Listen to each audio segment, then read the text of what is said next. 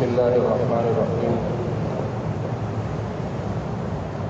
حسب وعدہ کل اس بات کا تذکرہ ہوا تھا کہ یہودیوں نے مشرکین کو کچھ 3 سوال دیے تھے اور اس کے بارے میں کہا تھا کہ تم جاؤ اور اللہ کے نبی صلی اللہ علیہ وسلم سے اس کے بارے میں پوچھو، اگر تینوں کا صحیح جواب دیں تو سمجھ جانا کہ وہ اللہ کے نبی نہیں ہیں، اور تینوں کا جواب نہ دیں تو بھی سمجھ جانا کہ وہ اللہ کے نبی نہیں ہیں، اور اگر ایک کا صحیح جواب دیں، 2 کا صحیح جواب دیں اور 1 کا جواب نہ دیں تو سمجھ جانا کہ یہ واقعتاً اللہ کے نبی ہیں۔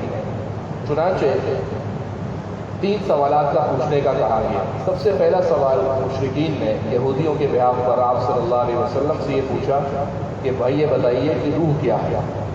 یہ پہلا سوال تھا، اور سورہ اسراء یعنی بنی اسرائیل کے تقریباً آخری دوسرے رکوع کے اندر اس کا تذکرہ ہے کہ وَيَسْأَلُونَكَ عَنِ الرُّوحِ، اے نبی آپ سے روح کے بارے میں پوچھتے ہیں۔ چنانچہ یہاں سے لے کر روح کا تذکرہ ہوا، سورہ کہف کے اندر جو دوسرا سوال تھا غار والوں کا تذکرہ ہوا، اور سورہ کہف کے آخر کے اندر ذوالقرنین جس نے پوری بات دنیا پر حکومت کری تھی اس کا تذکرہ ہوا۔ روح کا جواب یہ دیا گیا کہ اے نبی ان کو روح کے جواب میں یہ کہیے کہ روح کو ان کے رب کا حکم ہے اور مجھے اس کے بارے میں کچھ پتہ نہیں ہے۔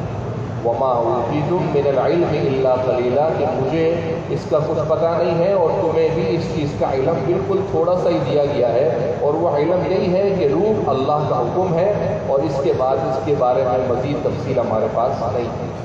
دوسرا سوال اصحاب کہف کے بارے میں تھا، اور اس کے درمیان بنی اسرائیل کی سورت جب ختم ہوتی ہے تو قرآن مجید نے اللہ سے مانگتے ہوئے فرمایا کہ نبی ان کو بتائیے ادعوا اللہ او ادعوا الرحمن، اللہ سے مانگو یا رحمان سے مانگو، کیونکہ مشرکین یہ کہا کرتے تھے کہ بھائی تم کبھی اللہ کا نام لیتے ہو، کبھی رحمان کہتے ہو، کبھی رحیم کہتے ہو، تو تمہارا معبود ایک ہی ہے یا ہماری طرح زیادہ ہے؟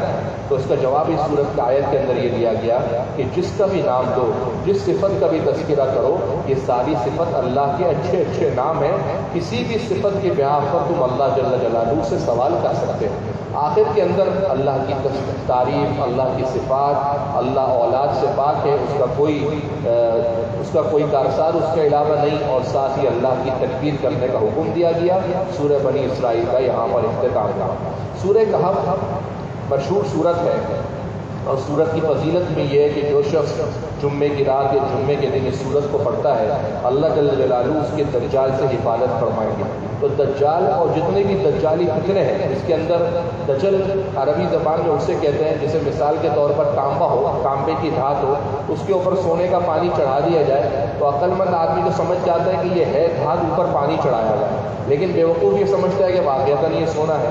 تو آج کل جو دجال تو نہیں ہے لیکن دجال کا فتنہ ضرور ہے، جو حق کو باطل، باطل کو حق دکھاتا ہے، اندر کچھ ہے اوپر کچھ ہے، نیچے کچھ ہے اوپر کچھ ہے، اس طرح دکھاتا ہے۔ تو سورہ کہف جمعے کے دن یا جمعے کی رات پڑھنے والا شخص دجال کے فتنوں سے محفوظ رہے گا۔ دوسری حدیث کے اندر ہے کہ ایک جمعے سے لے کر دوسرے جمعے تک اس کے لیے نور رہے گا، اور بعض حدیثوں کے اندر ہے کہ اس کے گناہ بھی ایک جمعے سے دوسرے جمعے تک کے معاف کر دیے جائیں گے۔ سورہ کہف کی ابتدا اللہ جل جلالہ نے اس بات سے کری کہ تمام تعریفیں اس اللہ کے لیے ہیں جس نے اپنے بندے پر کتاب اتاری۔ درمیان کے اندر اس بات کا تذکرہ کیا آیت نمبر 7-8 کے اندر کہ زمین کے اندر جو کچھ بھی ہم نے بنایا ہے یہ سب اس لیے تاکہ ہم ان کو آزمانا چاہتے ہیں کہ ایہم احسن عملا، کہ کون ان کے اندر اچھے عمل کرتا ہے۔ قرآن نے یہ نہیں کہا کہ کون زیادہ عمل کرتا ہے، عمل کا زیادہ کرنا اللہ کو مطلوب نہیں ہے، عمل کم کرو، ہمیشہ کرو اور اچھا کرو، یہ اللہ کو مطلوب ہے۔ ایک شخص ہے وہ اوابین پڑھتا ہے لیکن 10 رکعتیں پڑھتا ہے، یوں کھڑا ہوا یوں بیٹھا مردے کی طرح، بس ٹھونگے ماری اور کھڑا ہو گیا۔ اس کی جگہ پر وہی شخص 6 رکعت اوابین پڑھتا ہے لیکن اس کی خوبی کا کیا ہی کہنا، اس کی نماز کی سطح اور ایمان کا معیار اس سے بلند ہوتا ہے۔ تو اللہ کے نزدیک عمل کی کثرت نہیں ہے کہ تم زیادہ کرو، عمل کم کرو، اخلاص سے کرو، ہمیشہ کرو اور اچھا کرو، یہ اللہ کو مطلوب ہے۔ اس کے بعد اللہ جل جلالہ نے غار والوں کا تذکرہ کیا کہ جو آپ صلی اللہ علیہ وسلم سے دوسرا سوال پوچھا تھا تو یہ غار والے کون تھے؟ پہلی بات تو یہ کہ یہ غار والے آپ صلی اللہ علیہ وسلم کے زمانے سے پہلے اور حضرت عیسیٰ علیہ السلام کے زمانے کے بعد آئے ہیں، اور راجح قول کے مطابق اردن کے دارالحکومت عمان کے اندر یہ لوگ آئے ہیں۔ ایک قول ترکی کے شہر کا بھی ہے، ایک قول شام کا بھی ہے، لیکن راجح قول مفسرین کے نزدیک یہی ہے کہ اردن کے شہر عمان کے اندر تشریف یہ اصحاب کہف آئے تھے۔ یہ اس وقت کی بات ہے جب وہاں پر ایک ظالم بادشاہ حکومت کرتا تھا جس کا نام دقیانوس تھا، لیکن اس کے مقابلے میں یہ چند جوان تھے جو اللہ پر ایمان لے آئے، اور اللہ نے ان کے دلوں کے اندر ایمان اتنا مضبوطی سے بلند کیا کہ یہ بادشاہ کے سامنے سیسا پلائی ہوئی دیوار بن گئے۔ بادشاہ نے کہا میں یہ کر دوں گا، انہوں نے کہا ہم اپنے بات سے پیچھے نہیں ہٹیں گے۔ پھر آپس میں مشورہ کر کے کہنے لگے ایسا نہ ہو یہ بادشاہ ہم کو تنگ کرے، ہم ایسا کرتے ہیں کسی غار کے اندر پناہ لے لیتے ہیں، پھر دیکھیں گے کیا کرنا ہے۔ ادھر اللہ کا کرنا یہ ہوا کہ یہ غار کے اندر گئے، اور غار کے اندر جانے کے بعد قرآن مجید کی آیتوں سے پتہ لگتا ہے کہ اللہ تعالیٰ نے ان کو 300 سال تک سلا دیا، اور ایسا سلایا کہ قرآن مجید آیت سورہ کہف آیت نمبر 18 کی ابتدا میں اللہ کہتے ہیں کہ اگر تم ان کو دیکھتے ان کی آنکھیں کھلی ہوئی تھی، اور حال یہ تھا کہ وہ نقلبہم ذات الیمین و ذات الشمال، انسان کا جسم مٹی سے لگا ہوا رہے گا مستقل، تو مٹی اس کو کھا جائے گی، تو ہم ان کو کبھی دائیں پلٹتے تھے کبھی بائیں پلٹتے تھے۔ باہر سے اگر کوئی شخص آتا دیکھنے کے لیے اس بادشاہ کا آدمی کہ کہیں اس غار میں کوئی چھپا ہوا تو نہیں ہے، تو وہ دیکھتا ہے بھائی یہاں پر تو کچھ لوگ جاگ رہے ہیں، اور ان کا کتا بھی باہر سرحانے پر دروازے کی چوکھٹ کے اوپر بیٹھا ہوا ہے، وَكَلْبُهُمْ بَاسِطٌ ذِرَاعِهِ بِالْوَصِيدِ، اور قرآن کہتے ہیں لَقَدْ اطَّلَعْتَ عَلَيْهِمْ لَوَلَّيْتَ مِنْهُمْ فِرَارًا، اللہ نے ان کی شخصیت میں ذات میں ایسا رعب ڈال دیا تھا کہ اگر تم دیکھتے تو تمہارا دل ان کے رعب سے بھر جاتا۔ پھر 300 سال کے بعد یعنی 300 سال شمسی اور 309 سال اسلامی گزرنے کے بعد جب اللہ نے ان کو اٹھایا تو یہ آپس میں کہنے لگے یار ہمیں کتنا ٹائم ہوا ہے، تو ان میں سے ایک کہنے لگا یار میرے خیال میں 1 دن ہوا ہے، دوسرا کہنے لگا کہ شاید آدھا دن ہوا ہے، ایک نے کہا کہ یار ظاہر حالات سے لگتا ہے کہ 1 دن سے اوپر گزر گیا۔ تو ان میں سے ایک شخص کہنے لگا ایسا کرو، سکے نکال کر اس زمانے کے دیے اور کہا کہ بھائی یہ سکے لے کر باہر ہوٹل میں جاؤ اور اچھا سا کھانا ہمارے لیے لے کر آ جاؤ، اور ساتھ ہی احتیاط کا مشورہ دیا کہ بھائی باہر دقیانوس بادشاہ ہے، اس نے تم کو دیکھ لیا تو پکڑ کے اندر کر دے گا، دھیان سے جانا، اور لوگوں سے بات بھی اچھے طریقے سے کرنا، کسی کو کانوں کان خبر نہ ہو۔ ادھر 300 سال گزر چکے ہیں، 300 سال کے اندر کتنی 3 جنریشن 4 جنریشن گزر چکی ہے، دنیا کا پورا نظام پلٹ چکا ہے 300 سال کے بعد۔ اب اس شہر کے اندر جو حکومت تھی وہ کسی مسلمان بادشاہ کی تھی، اور یہ بادشاہ اپنی رعایا کو سمجھایا کرتا تھا کہ بھائی دیکھو کچھ ایسے بھی لوگ ہیں دنیا کے اندر، تمہارے ساتھ بھی یہ ہونے کا ہے، اور لوگ اس پر ایمان رکھتے ہیں کہ مرنے کے بعد دوبارہ تم زندہ کیے جاؤ گے۔ وہ کہتے تھے کہ مرنے کے بعد ہم مٹی ہو جائیں گے، ہڈی ہڈی ہو جائیں گے، ریزہ ریزہ ہو جائیں گے، دوبارہ زندہ کیسے ہوں گے؟ ادھر اس بادشاہ نے رات میں اللہ سے مانگا کہ اللہ کوئی ایسا ذریعہ بنا دے کہ میری یہ رعایا اس بات کو سمجھ جائے کہ باقی تو مرنے کے بعد زندہ کرنے کے قابل ہے۔ اور صبح یہ اصحاب کہف میں سے ایک بندہ ہوٹل چلا گیا، ہوٹل کے اندر گیا، اس نے کہا پیسے دو، جب پیسے میں سکہ دیا تو وہ 300 سال پرانا دقیانوس کے بادشاہ تھا۔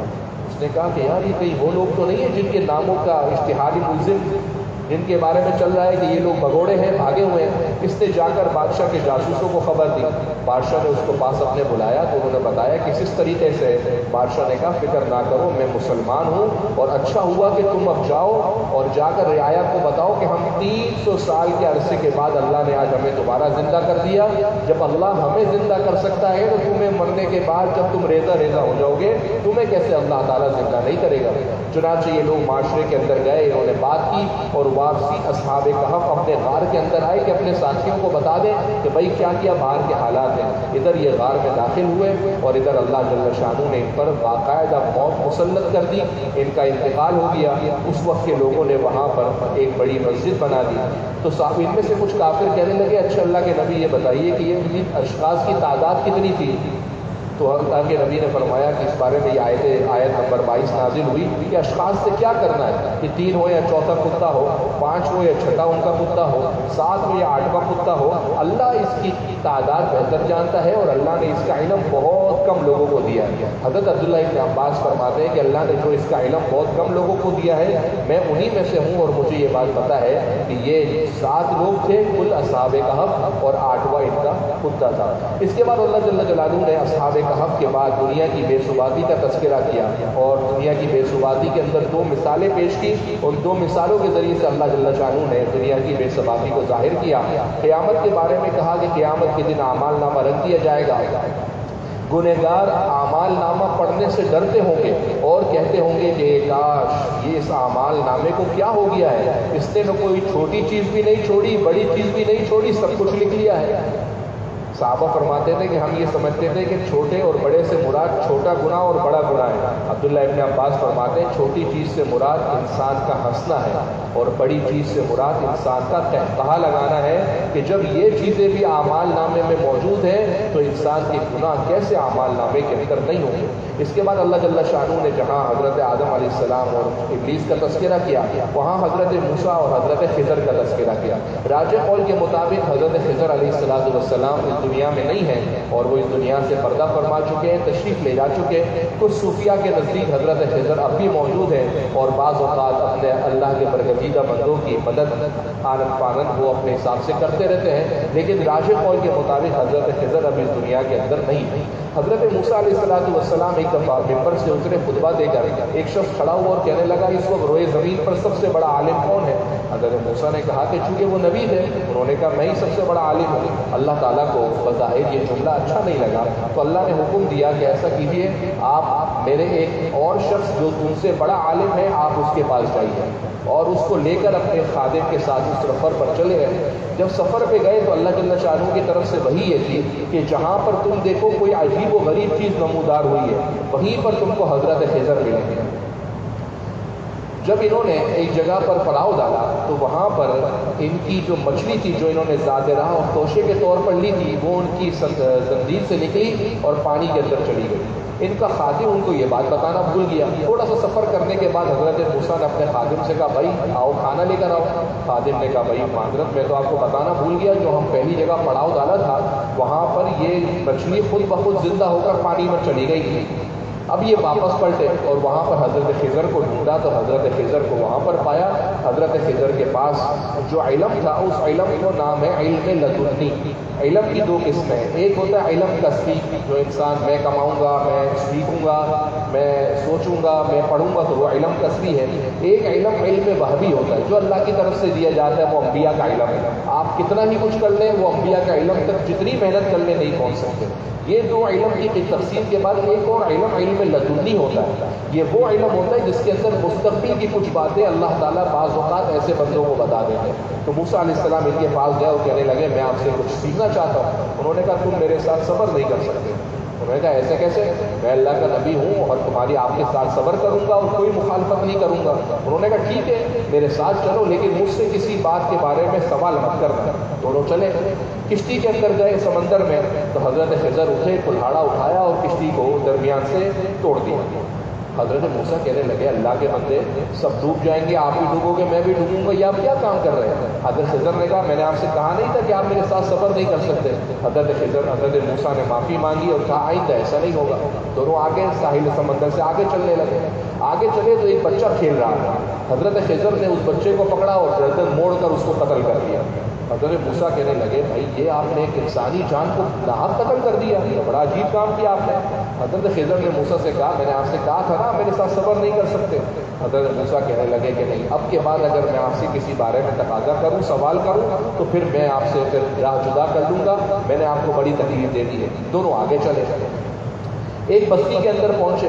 بستی میں جب پہنچے تو وہاں پر کھانا مانگا کہ بھائی ہم دونوں مسافر ہیں ہمیں کھانا دے دو۔ بستی والوں نے مہمان نوازی کرنے سے انکار کر دیا۔ بستی سے نکلنے لگے تو دیکھا ایک دیوار گرنے لگی ہے۔ حضرت خضر نے فوراً اس دیوار کو تھاما اور اس پر کام کیا، لپائی کی، اس دیوار کو سیدھا کھڑا کر دیا۔ حضرت موسیٰ نے کہا عجیب بات ہے، آپ بستی کے اندر ہم مسافر کھانے کو کچھ نہیں پینے کو کچھ نہیں، ہم ان سے کھانا پینا مانگ رہے ہیں وہ دیتے نہیں اور آپ ان کا کام کیے جا رہے ہیں۔ حضرت خضر نے کہا کہ اب ہمارا آپ کا سفر آگے نہیں چل سکتا، ہاں چونکہ آپ اللہ کے نبی ہیں تو میں آپ کو جاتے جاتے بتا دیتا ہوں کہ یہ معاملات کیا ہیں۔ جو کشتی کی بات تھی تو کشتی کا معاملہ یہ ہے کہ وہ کشتی کچھ مسکین یتیموں کی تھی اور وہ سمندر کے اندر بادبانی کیا کرتے تھے۔ آگے بادشاہ کھڑا تھا جو ظالم تھا، وہ دیکھتا تھا کہ یہ بڑی بہترین قسم کی کشتی ہے تو وہ غصب کر لیتا تھا۔ تو میں نے کیا کیا اس کشتی کو درمیان کے اندر داغدار کر دیا۔ اب وہ کشتی بادشاہ کے پاس جائے گی تو بادشاہ بولے گا یہ تو ویسی خراب کشتی ہے نہیں ہے۔ دوسری بات کہ جو لڑکے کو میں نے قتل کیا تو وہ بات یہ تھی کہ اس کے والدین بڑے اچھے تھے، ایمان والے تھے اور اس بچے کے بارے میں مجھے علم تھا یہ بچہ آگے جا کر والدین کے لیے درد سر بنے گا اور کافر ہوگا، تو میں نے اس بچے کو قتل کر دیا اور اللہ نے میرے دل میں یہ بات ڈالی کہ اس بچے کے بدلے اللہ تعالیٰ مجھے اولاد والدین کو ایسا بچہ دیں گے جو ان کا خیال رکھنے والا ہوگا۔ تیسری بات جو دیوار کا معاملہ تھا تو بھائی وہ دیوار دو ایسے لڑکوں کی تھی جن کے والد کا کافی زمانے پہلے انتقال ہو گیا تھا، اور والد صاحب نے جاتے جاتے اس دیوار کے نیچے ہی اپنے بچوں کے لیے خزانہ رکھ کر گئے تھے۔ ابھی بچے چھوٹے تھے، دیوار گرتی سارے بستی والے خزانہ لے کر چلے جاتے، تو میں نے وہ دیوار کھڑی کر دی کہ جب وہ بڑے ہو جائیں اور کسی طریقے سے ان کو پتہ لگ جائے تو یہ بچے اپنا خزانہ خود نکال لیں، اور ساتھ ہی فرمایا موسیٰ ما فعلت عن امری، یہ میں نے اپنی طرف سے نہیں کیا ہے، یہ سب اللہ کا علم ہے جو اللہ نے مجھے دیا ہے۔ اس سے یہ بھی پتہ لگتا ہے کہ حضرت خضر علیہ السلام بھی باقاعدہ اللہ کے نبی تھے۔ یہ قصہ حضرت موسیٰ اور خضر کا ہے۔ اس کے بعد ذوالقرنین کا قصہ ہے۔ دنیا کے اندر 4 بادشاہ ایسے ہیں جنہوں نے پوری دنیا پر حکومت کری، 2 مسلمان 2 کافر۔ مسلمانوں میں حضرت سلیمان اور ذوالقرنین، اور کافروں کے اندر بخت نصر اور نمرود، انہوں نے پوری دنیا پر حکومت کری۔ ذوالقرنین کا تذکرہ قرآن مجید نے بتایا کہ انہوں نے مشرق کی طرف سفر کیا، وہاں جہاد کیا، مغرب کی طرف سفر کیا، وہاں جہاد کیا۔ وہاں پر یاجوج ماجوج کی ایک قوم تھی جو لوگوں کے درمیان فساد مچاتی تھی، وہاں پر انہوں نے ایک بڑی آہنی سیسا پلائی ہوئی دیوار کھڑی کر دی جس سے لوگ اللہ کے امن میں آ گئے اور حفاظت کے اندر آ گئے۔ تو ذوالقرنین کے بارے میں بھی یہ سارا تذکرہ اللہ کے نبی صلی اللہ علیہ وسلم نے بذریعہ وحی قرآن مجید کی روح سے کافروں کو سارا بتایا۔ آج کل جو دیوار چین کے نام سے مشہور ہے، جس کو کہا جاتا ہے کہ یاجوج ماجوج کی دیوار ہے، یہ ہرگز غلط بات ہے، یہ دیوار چین نہیں ہے، بلکہ یہ کوئی اور عجوبہ کائنات ہو سکتا ہے، لیکن جو یاجوج ماجوج والی دیوار ہے فی الحال ابھی تک کسی کی وہاں پر رسائی نہیں ہو سکی ہے۔ کیونکہ قرآن خود کہتا ہے کہ ذوالقرنین پہلے مشرق کیا، پھر مغرب کیا، اور پھر اس کے بعد تیسری جگہ پر گیا۔ تیسری جگہ پر جنوب ہو نہیں سکتا کیونکہ وہاں سارا برف باری ہے، وہاں برف کے علاوہ کچھ بھی نہیں ہے۔ شمال ہو سکتا ہے، اور دیوار چین مشرق کے اندر ہے، تو قرآن مجید کی آیتوں کی روح کی صراحت سے پتہ لگتا ہے کہ یاجوج ماجوج والی دیوار نہیں ہے۔ سورہ کہف کا اختتام اللہ تعالیٰ نے اس بات پر کیا کہ اگر سارے سمندر اللہ کی تعریف لکھنے کے لیے تیار ہو جائیں اور لکھنے لگ جائیں تو اللہ کی تعریف ختم نہیں ہوگی، سمندر اور سمندر کی سیاہی ختم ہو جائے گی۔ اور اختتام اس بات پر کیا کہ نبی آپ اس سے کہہ دیجیے میں تمہاری طرح کا انسان ہوں، اور مجھ پر اس بات کی وحی کی گئی ہے کہ تمہارا اللہ ایک اللہ ہے، اور جو بھی اپنے رب سے ملاقات کا یقین رکھے اس کو چاہیے کہ نیک اعمال کرے اور اپنے رب کے ساتھ شریک نہ ٹھہرائے۔ اس کے بعد اگلی 3 صورتیں ہیں، سورہ مریم، طٰہٰ اور انبیاء۔ یہ تینوں صورتیں مجموعۃ الانبیاء ہیں۔ ان تینوں صورتوں کے اندر انبیاء کے قصے ہیں۔ سورہ مریم کے اندر پہلے حضرت زکریا کا قصہ ہے، پھر حضرت مریم تو بغیر حضرت عیسیٰ کے بغیر والد کے حضرت مریم کو اچانک حضرت جبرائیل کی پھونک سے اولاد کا ہونا، اس کا تذکرہ ہے۔ حضرت ابراہیم علیہ السلام، حضرت موسیٰ علیہ السلام، حضرت ادریس علیہ السلام، ان کا تذکرہ ہے۔ پل صراط کے بارے میں تذکرہ ہے کہ قیامت کے دن ہر شخص کا پل صراط سے گزر ہونا ہے، چاہے وہ نیکوکار ہے یا بدکار۔ ہاں، جو نیکوکار ہے وہ فوراً گزر جائے گا، جو بدکار ہے وہ جہنم میں گر جائے گا، اس کا تذکرہ ہے۔ سورہ طٰہٰ کے اندر بنیادی طور پر قصہ حضرت موسیٰ علیہ السلام کا طویل قصہ ہے، جس کے اندر فرعون کے دربار میں جانا، فرعون کو تبلیغ کرنا، فرعون کو نصیحت کرنا، جادوگروں کا حضرت موسیٰ پر ایمان لانا، اس کے بعد حضرت ہارون اور حضرت موسیٰ کا پوری اپنی قوم کے اندر دعوت و تبلیغ اور نصیحت کرنا، اور اس کے بعد قیامت جو صحابہ آپ صلی اللہ علیہ وسلم سے پہاڑوں کا تذکرہ کیا کرتے تھے کہ نبی اتنے بڑے بڑے پہاڑ ہیں، قیامت کے دن یہ کہاں جائے گا، اس کا تذکرہ اللہ نے فرمایا کہ اللہ تعالیٰ ان کو اڑا دے گا اور پوری زمین چٹیل میدان بن جائے گی، اس میں کوئی اونچ نیچ نہیں ہوگی۔ اور آخر کے اندر اس سورت کے سورہ طٰہٰ کے آخر میں اللہ جل شانہ نے فرمایا وَمَنْ أَعْرَضَ عَنْ ذِكْرِي فَإِنَّ لَهُ مَعِيشَةً ضَنْكًا، کہ اگر تم اپنی معیشت اچھی کرنا چاہتے ہو، تو اپنا رزق اچھا کرنا چاہتے ہو تو میرے لیے یاد کرو، یعنی ہر وہ کام جو اللہ کی اطاعت ہے وہ کرو، اور جو میرے ذکر سے اعراض کرے گا، جو میرے قرآن کے اعمال پر روگردانی کرے گا، میں اس کی معیشت سخت کر دوں گا۔ اور یہ تو دنیا کا عذاب ہے، قیامت کے دن ہم ان کو انڈھا اٹھائیں گے اور وہ اللہ سے کہیں گے اے اللہ، دنیا کے اندر تو ہم بینا تھے، دیکھتے تھے، آپ نے ہمیں اندر کیوں اٹھایا؟ اللہ فرمائیں گے کذالک اتتک آیاتنا فنسیتھا، دنیا میں تیرے پاس ہماری آیتیں آئیں گی، تو ان کو بھول گیا، آج ہم تیرے کو بلا دیں گے۔ آخر سورت کے اندر اللہ جل شانہ نے اپنے گھر والوں کو نماز پڑھنے کی ترغیب دینے کا حکم دیا۔ یہ نہیں کہ صرف خود اللہ والے بن جاؤ، نہیں بھائی، خود کے ساتھ ساتھ اپنے گھر والوں کو بھی نماز کا حکم دو اور خود بھی اس پر جمے رہے۔ سورۃ الانبیاء کے اندر جہاں اللہ تعالیٰ نے قیامت کے حساب کتاب قریب ہونے کا تذکرہ، آسمان اور زمین بالکل وہ تھے، اللہ نے ان کو کھول دیا، پانی سے اللہ تعالیٰ نے ہر چیز کو زندہ کیا، حضرت ابراہیم علیہ السلام کا طویل قصہ، حضرت داؤد، حضرت سلیمان علیہ السلام کا طویل قصہ، اور اس کے بعد آخر میں حضرت ذنون یونس علیہ السلام کا تذکرہ کہ جب وہ اپنی قوم سے غصے کی حالت میں چلے گئے اور سمندر کے اندر چلے گئے، سمندر میں جانے کے بعد وہ کشتی جب موجوں پر پڑلانے لگی تو جو بادبان تھا وہ کہنے لگا کہ لگتا ہے کہ کوئی شخص اپنے آقا کو ناراض کر کے اس کشتی کے اندر بیٹھا ہوا ہے، وہ خود ہی پانی میں کود جائے ورنہ پوری کشتی ڈوب جائے گی۔ حضرت یونس علیہ السلام خاموش رہے، قرآن تازی کی گئی، پہلی دفعہ حضرت یونس کا نام، دوبارہ قرآن تازی کی حضرت یونس کا نام، تیسری دفعہ جب قرآن تازی کی حضرت یونس کا نام نکلا، قبل اس کے کہ وہ بادبان اور کشتی والے حضرت یونس کو پانی میں پھینکتے، حضرت یونس نے خود ہی پانی کے اندر چھلانگ لگا لی، اور اللہ نے ایک مچھلی کو حکم دیا، جس مچھلی نے ان کو کھایا نہیں بلکہ نگل لیا، 40 دن تک اب مچھلی کے پیٹ میں رہے، اور وہاں پر اللہ جل شانہ نے ان کو یہ تسبیح پڑھنے کا حکم دیا جو آیت نمبر 87 میں ہے، لا الہ الا انت سبحانک انی کنت من الظالمین، کہ اللہ تیری ذات پاک ہے، تو تمام عیبوں سے دستبردار ہے اور میں گناہ کرنے والوں میں سے ہوں۔ تو اللہ فرماتے ہیں ہم نے ان کی دعا قبول کی، ان کو اس غم سے نکال دیا۔ صحابہ کہنے لگے کہ کیا یہ جو آیت کریمہ جس کو ہم کہتے ہیں یہ صرف انبیاء کے لیے ہے؟ تو اللہ کے نبی نے فرمایا تم نے قرآن میں نہیں پڑھا کہ اللہ نے فرمایا ہوا کذالک ننجی المؤمنین، یہ اللہ تعالیٰ اس آیت کریمہ کی برکت سے سارے ایمان والوں کو نجات دیں گے۔